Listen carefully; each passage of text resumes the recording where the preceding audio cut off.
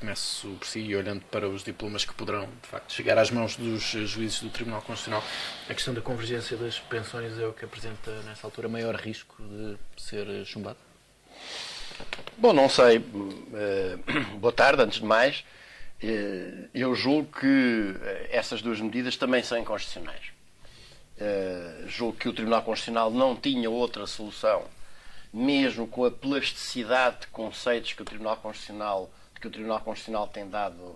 tem dado mostras, e portanto eu sou daqueles que tenho desde há muito tempo dirigido críticas ao Tribunal Constitucional e a certos aspectos do respectivo estatuto, e portanto não tenho a posição de me calar nessas críticas quando as decisões vão ao encontro das minhas opiniões e de repente descobri que o Tribunal Constitucional é uma força de bloqueio, que é a nova teoria do Primeiro-Ministro, ressuscitando o cadáver de Cavaco Silva nesta matéria.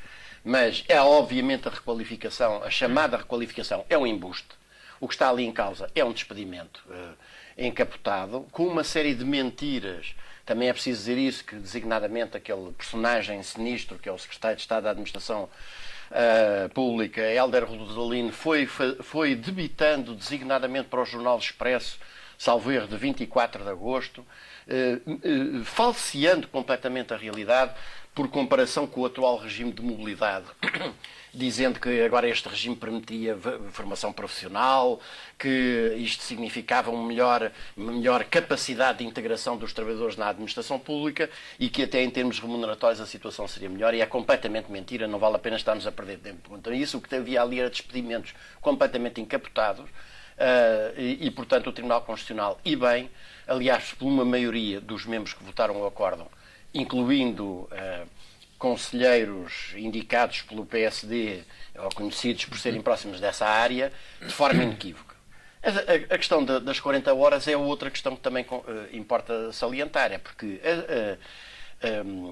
essa medida é apresentada como uma aproximação ao regime laboral privado. Mas é preciso dizer que o regime laboral privado, as 40 horas no regime laboral privado, são um máximo. E que em muitos setores, designadamente por via da contratação coletiva, há muito tempo, e ainda bem, se praticam jornadas de trabalho inferiores, bem inferiores, em alguns casos mesmo, às 40 horas. E o que este regime faz é impõe, não um máximo, mas impõe como horário determinado aquelas 40 horas. E que vão representar também, obviamente, despedimentos, porque se põe as pessoas que estão atualmente a trabalhar durante mais tempo, isso vai representar fundamentar uma argumentação da disponibilidade de outros. Mas representa sobretudo outra coisa. É que se as pessoas mantêm a mesma remuneração e trabalham mais, isso significa um abaixamento do salário. E, portanto, para além da alteração das regras do jogo, porque quando as pessoas celebraram os seus vínculos com a administração pública, celebraram com um determinado quadro, que agora seria unilateralmente alterado, para além disso, é-lhes diminuída a retribuição. Portanto, em meu entender, a inconstitucionalidade aí é óbvio. E finalmente, se assumirmos que essas medidas serão então consideradas inconstitucionais pelo Tribunal, que medidas é que o Governo vai apresentar? Sendo certo que o Primeiro-Ministro diz que as alternativas são sempre piores. E já agora, pois claro, evidentemente é a teoria do quanto pior melhor, no sentido de que, bom, estas medidas, eu acho que nós devemos começar por referir o quão inaceitável é este tipo de argumentação de que o Tribunal Constitucional ter declarado que uma determinada medida não é conforme à lei fundamental do país custou não sei quanto. Bem, e se amanhã o Governo se lembrar de propor uma medida que é da eliminação física dos pensionistas e idosos que andam aí a chatear-nos, a receber pensões, que já não andam cá a fazer nada, que estão cá a mais, só andam a gastar o dinheiro do Estado, tão necessário por outras coisas, e o Tribunal Constitucional chumbar essa medida, também vamos dizer que esse chumbo do Tribunal Constitucional significa um custo ou um corte de não sei quantos milhares de milhões de euros.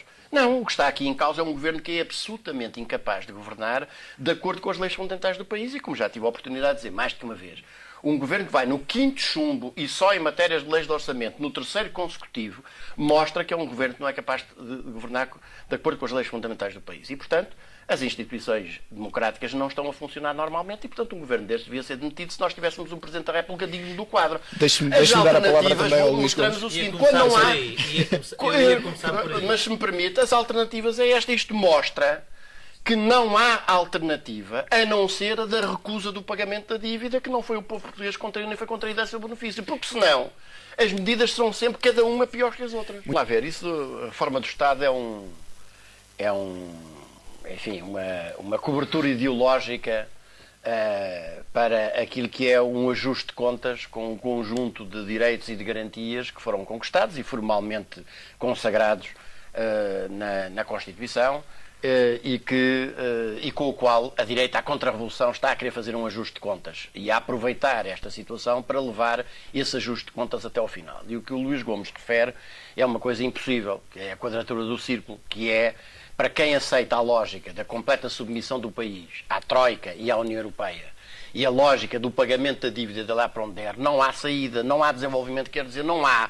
E sob este ponto de vista são exatamente iguais o PSD e o PS de Seguro, e se o PS de Sócrates chamou a Troika e assinou o acordo, esse acordo foi também negociado e foi assinado também com o PSD e com o CDS, portanto, quem é o pai da criança são os três, e nenhum deles se põe de fora relativamente a esta matéria. Como diz o outro, exatamente. Não se põe de fora relativamente a esta matéria. Obviamente que o Partido Socialista de Seguro, como se viu aliás ontem na entrevista, não tem nenhuma política substancialmente diferente do PSD e, aliás, desistiu de qualquer objetivo de conseguir o derrubamento do governo. E, portanto, o PS agora dedica-se a organizar, a ir preparar um programa de governo e esperar que o evoluir da situação queime suficientemente o PSD para que ele ganhe as próximas eleições. Portanto, o PS de Seguro é exatamente igual ao PS de Sócrates, isto é, exatamente igual ao PSD de Passos Coelho e ao CDS de Portas. E, portanto, daí não há que esperar nenhuma alternativa. Mas a verdade é que não há desenvolvimento económico, produção da riqueza, aumento da nossa capacidade produtiva, com austeridade. Isso é uma contradição nos próprios termos. E, portanto, o que o país necessita é recuperar a sua liberdade de decisão económica, decisão orçamental, decisão fiscal, que não tem enquanto pertencer ao euro, e também em larga medida enquanto pertencer à União Europeia, mas enquanto pertencer ao euro, não a tem de todo. É uma subcolónia, é um protetorado do imperialismo germânico e, portanto, não pode definir qualquer plano sobre essa matéria, e a aceitação da lógica do pagamento da dívida serve ao objetivo que nós agora, ao fim de 2 anos de discussão, ouvimos o Luís Gomes reconhecer. Finalmente, nós começamos a ouvir vozes, como as do meu querido amigo Luís Gomes, a dizer que, com certeza, a senhora Merkel acha bem a austeridade porque a austeridade tem enchido os bolsos à finança alemã. Essa demonstração, eu sempre disse isso, essa demonstração mostra que não há alternativa real dentro do quadro da pertença ao euro e, portanto, a questão da saída do euro, por muito que o Presidente da República e o Governo tentem abafar essa discussão, é uma discussão que tem que estar em cima da ordem do dia, porque não há liberdade económica, não há liberdade de decisão do país enquanto se mantiver essa pertença ao euro, essa integração no euro. Isto é o marco, deixemos de história.